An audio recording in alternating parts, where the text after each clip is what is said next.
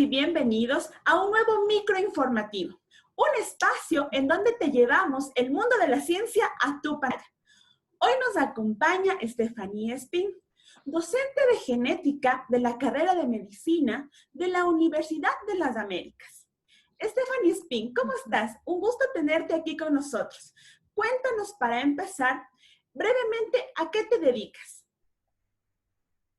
Hola Dopamina, qué gusto también estar aquí con ustedes, con todos nuestros televidentes o asistentes.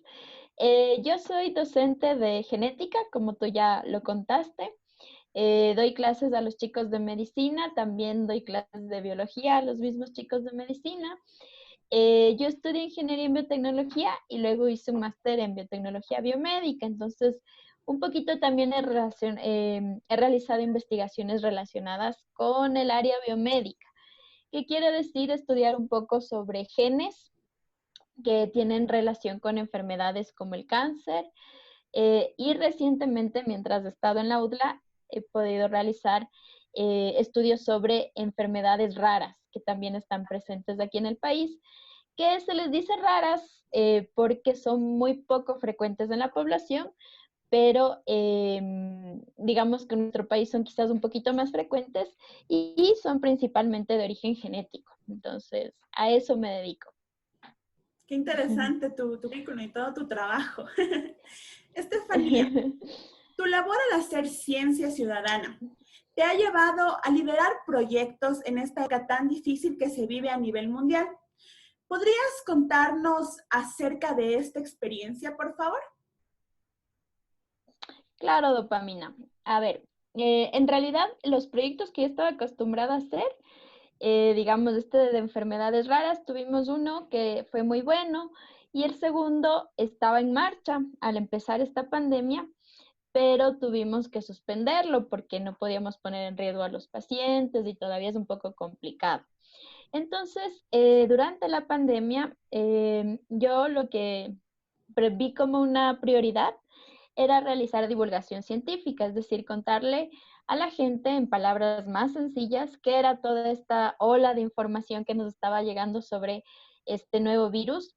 Y entonces, a partir de eso, pues tuve la posibilidad de colaborar, por ejemplo, con un sitio que se llama Microbios, que es un sitio que hace divulgación científica y además está dirigido por Nicolás Grijalva, que es un biotecnólogo también de la Salesiana, y él tiene la capacidad de hacer dibujitos muy interesantes y muy didácticos. Entonces, unimos ahí capacidades y digamos que durante la pandemia más bien me he dedicado un poco más a esto, de estar leyendo información científica y tratar de irla divulgando para toda la comunidad. En esta época es súper importante la divulgación científica, ¿no?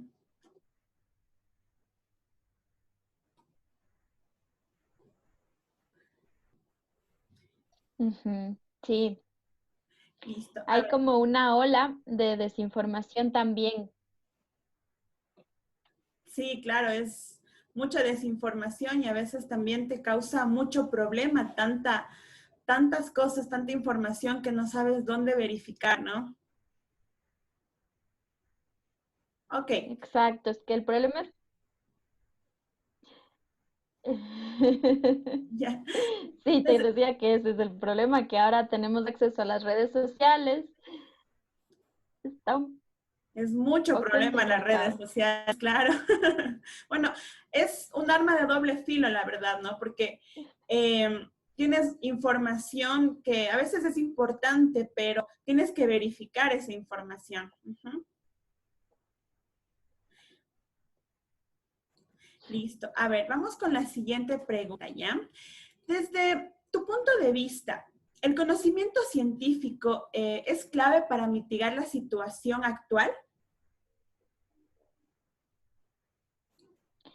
Sí, yo de hecho pensaría, querida Dopamina, que el conocimiento científico es como la herramienta más importante que hemos tenido durante esta pandemia. Es decir, gracias al conocimiento científico sabemos que se trata de este virus, sabemos que es parte de los coronavirus, que fue lo primero que supimos. Entonces ya sabíamos un poco a qué nos enfrentábamos, porque habían otros coronavirus como MERS y SARS, que ya habían aparecido antes, pero que fueron controlados rápidamente.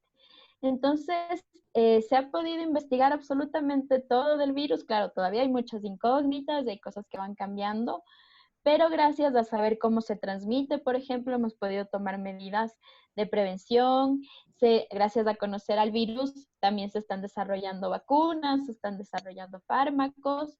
Entonces, ha sido muy, muy importante. De hecho, el conocimiento científico ha sido, pues, ahorita nuestra herramienta primordial para poder enfrentarnos a esta pandemia con todo nuevo, digamos. ¿Piensas que que el confinamiento es una opción? Ese es un tema bastante difícil, digamos, ¿no? Digamos que lo ideal, si es que habláramos en términos solamente de quiero controlar el virus para que no me contagie, no me enferme y no enferme al resto de la población, pues lo ideal sería el confinamiento absoluto, ¿no? Estar en nuestra casa, evitar el contagio social, el contacto social. Y entonces sería como la medida más extrema, pero quizás la más eficiente. Ahora, obviamente, nosotros que vivimos en una sociedad, que dependemos de nuestros trabajos, que tenemos también que salir a abastecernos, ¿no es cierto? Entonces necesitamos esta relación con el entorno, digamos, las cosas así esenciales. Y entonces sí es importante que mantengamos todavía este aislamiento, este distanciamiento físico, que evitemos en lo posible reuniones innecesarias, quizás que si tenemos que salir para lo laboral, pues salgamos, pero con las medidas. Entonces, la primera medida que ha sido importante ha sido el distanciamiento físico.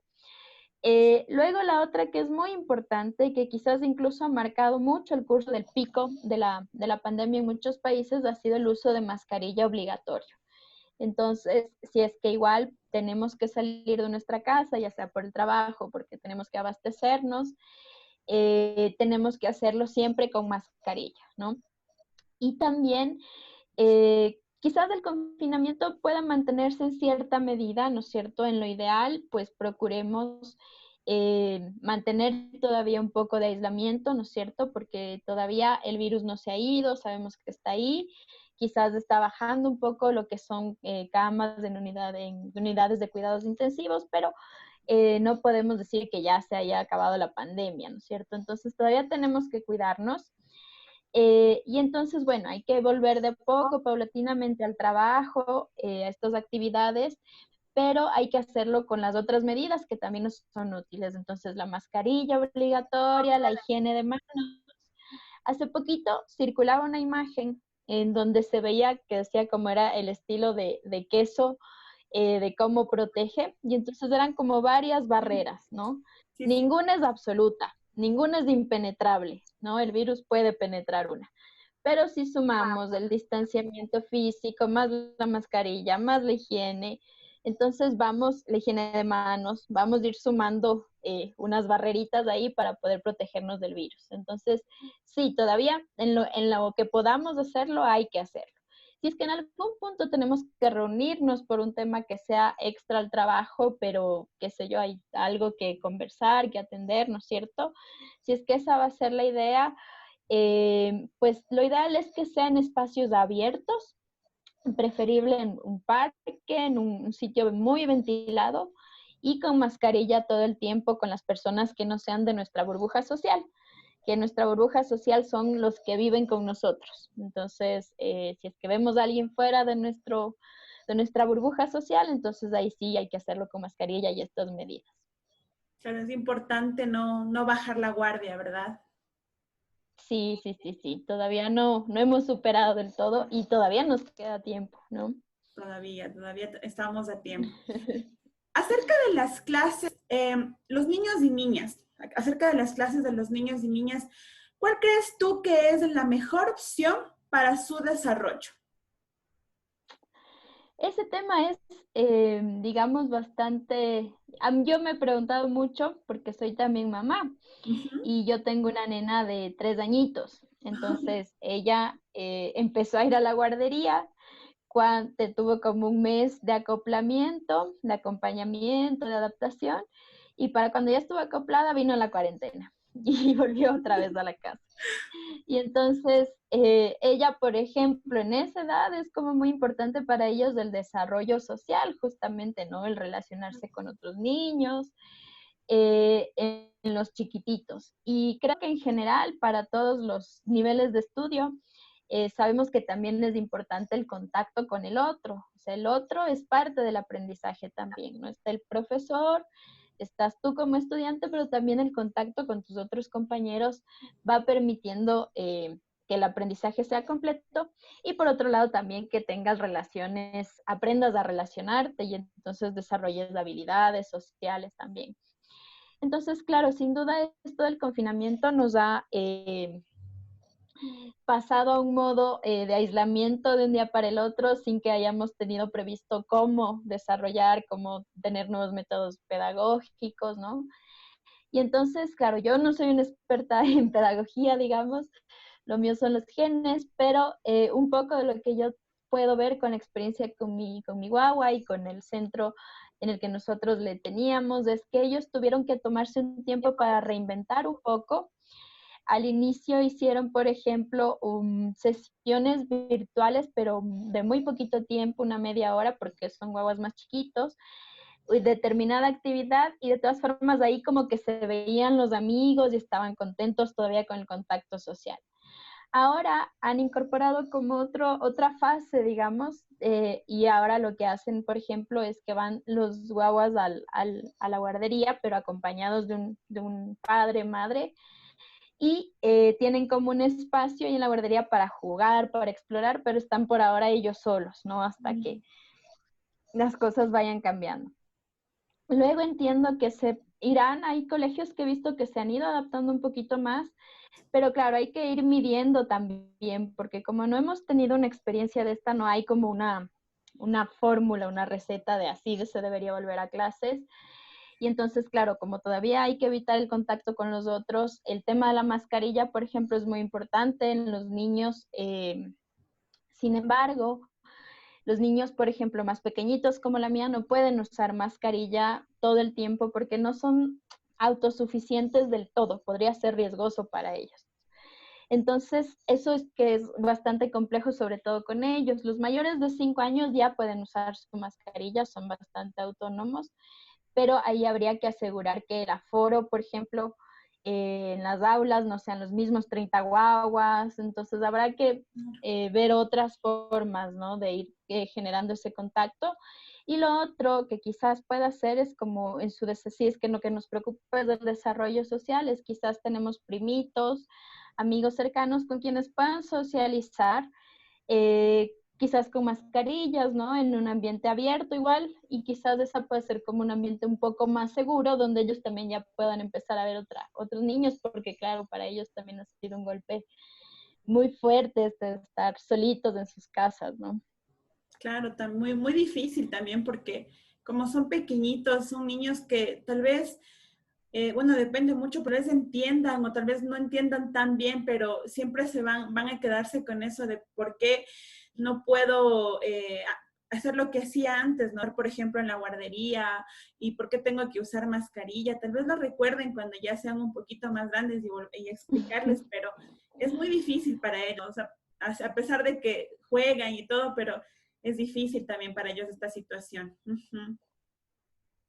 Ujú, Y con sí. respecto a lo que me comentabas sobre divulgación científica, que también es uno de tus fuertes, ¿no? ¿Cómo debe ser la información epidemiológica que se difunda? ¿Cómo crees tú que debe ser esa información? Bueno, yo pensaría que quizás ahí deberían haber como algunos niveles, ¿no? Digamos, habrá información epidemiológica que sea importante para los epidemiólogos, ¿no es cierto? Para que ellos puedan hacer sus análisis y puedan ayudarnos a ver este tema de las olas, de los picos, un poco cómo estamos en contagio, se va a estabilizar la curva, no se va a estabilizar, ¿no es cierto? Y yo creo que son datos que quizás la gente que tiene formación en epidemiología puede orientarnos mucho más, ¿no? Entonces creo que en ese sentido, para ellos, por ejemplo, para ese nivel, sería importante que los datos sean lo más claros posibles, lo más completos posibles, sería importante que, por ejemplo, el número de casos no responda a que quizás en tal día se hicieron más pruebas que en otro día, o que no se están haciendo las suficientes pruebas, sino que sean datos que puedan ser lo más cercanos, lo más representativos de la realidad, para que permita a los epidemiólogos de entender, ¿no? Y claro, ese sería como un nivel. El otro nivel sería tratar de poner estos datos, ¿no? Que eso lo podrán hacer muy bien los epidemiólogos, en palabras más sencillas, para que el resto, yo tampoco soy epidemióloga, por ejemplo, entonces a mí también me ayudaría que me expliquen un poco más en qué momento estamos, cómo es que esto va a ir comportándose, ¿no? Tampoco es que es totalmente predecible, pero ellos tienen sus modelos para poder saber. Entonces, creo que sí sería importante que podamos tener esa información un poco más también, quizás en grafiquitos más sencillos, ¿no? No que todos podamos acceder a la Gaceta del MSP donde están los casos y todo esto, sino que tengamos también los ciudadanos de a pie información más sencilla, ¿no? Es decir, que este número de 8.500 o no sé cuánto, ¿qué es lo que quiere decir, no? ¿Cómo estamos? ¿Están aumentando los casos, no? Lo que hace poquito se hablaba es que quizás están como, bueno, el último análisis que yo leí, que hacían un par de epidemiólogos, es que decían que los casos en UCI están disminuyendo, se están liberando camas, ¿no? No son tan graves ya, pero no quiere decir, los números de casos en general sí siguen creciendo, ¿no? Aquí en Quito, por lo menos. Entonces, claro, eso quiere decir que quizás ahora estamos como diagnosticando mejor o la gente puede acceder un poco más temprano a la atención médica o quizás nos estamos cuidando bien. Bueno, eso ya no sé cuáles serían las respuestas, pero sí sería importante como tener esta traducción también, ¿no? Para que podamos entender, porque creo que mucho también este tema que decíamos antes de la desinformación, que la OMS le ha llamado la infodemia, porque decimos que es la pandemia paralela, porque es toda una cantidad de información, una buena y otra falsa, ¿no? Y entonces creo que la incertidumbre es lo que te hace confiar en cualquier información que aparezca. Entonces, si tendríamos un poco más claro el panorama, quizás podríamos también tomar decisiones un poco más pensadas, más seguras y con más confianza, ¿no? Entonces creo que sí sería importante tener esta información constante, por ejemplo, que sé yo, semana a semana, por ejemplo, que se divulgue para que nosotros también sepamos cómo está avanzando este curso de la pandemia. Es muy importante seguirnos cuidando y mantener el distanciamiento, siempre llevando la mascarilla, como tú nos comentabas, ¿no? El hombre es un animal de costumbre, pero también es capaz de aprender y capaz también somos capaces, ¿no? De seguir instrucciones también, de cuidarnos por el cariño que nos tenemos y que tenemos también a los seres queridos, ¿no? Entonces, aún tenemos tiempo para conversar a los escépticos antes de que la ventana de tiempo de la pandemia se cierre de nuevo. Aprovechémoslo al máximo, ¿sí?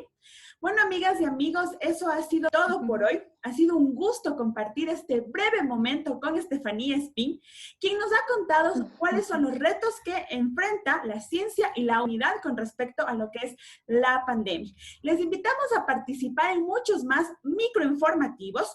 Ponte pilas en nuestras redes sociales. Nos vemos en un próximo microinformativo. Y recuerda, les llevamos el mundo de la ciencia a su pantalla. ¡Hasta pronto!